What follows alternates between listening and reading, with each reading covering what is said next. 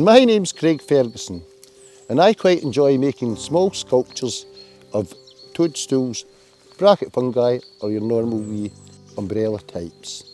I actually began making the small toadstools during the lockdown to try and find something that was different and interested me. And I wondered whether I could make them out of modelling clay and whether I could get them to look something similar to what they would look like in nature.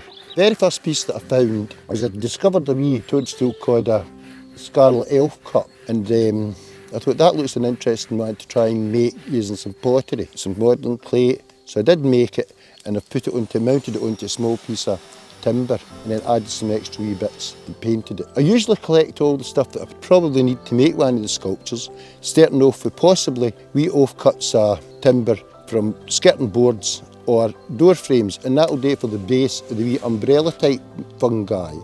The other bit of material I usually get is when I go possibly a wee bit foraging, and this depends on usually my bracket fungi which are growing out of branches of trees.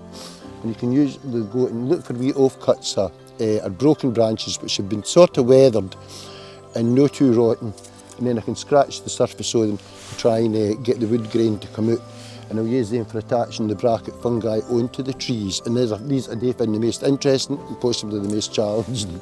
I like to make my wee toadstools look realistic because it gives them a sense of where they are in their environment, and also referring back to some of the wee illustrations that you used to get in magazines and in books and stuff, of the fungi, I want to try and create that sort of otherworldliness that they have in some of these wee old illustrations.